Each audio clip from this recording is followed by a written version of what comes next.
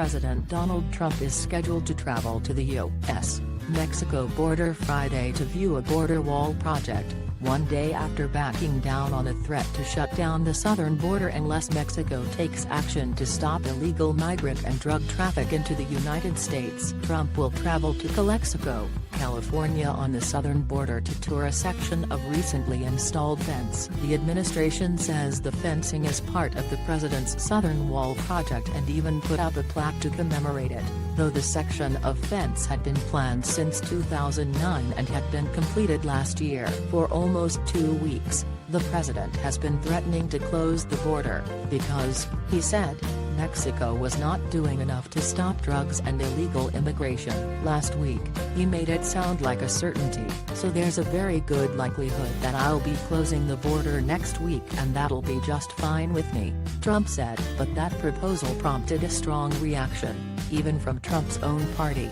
U.S. Senate Majority Leader Mitch McConnell said it was a bad idea. Closing down the border would have potentially catastrophic economic impact on our country, and I would hope we would not be doing that sort of thing, McConnell said. Thursday, during a White House cabinet meeting, Trump backed away from the immediate threat, saying instead, he would give Mexico a year to stop the flow of illicit drugs and surge of migrants to the United States, or he would impose tariffs on cars it was exporting to the U.S. So, we will put tariffs on if they don't apprehend, and ultimately we're going to give it period of time. But if in a year from now, drugs continue to pour in, we're going to put tariffs on, Trump warned. White House officials had tried to figure out a way that Trump could halt undocumented immigrants from entering the U.S., while not obstructing the flow of nearly $1.7 billion of goods and services crossing the border each day,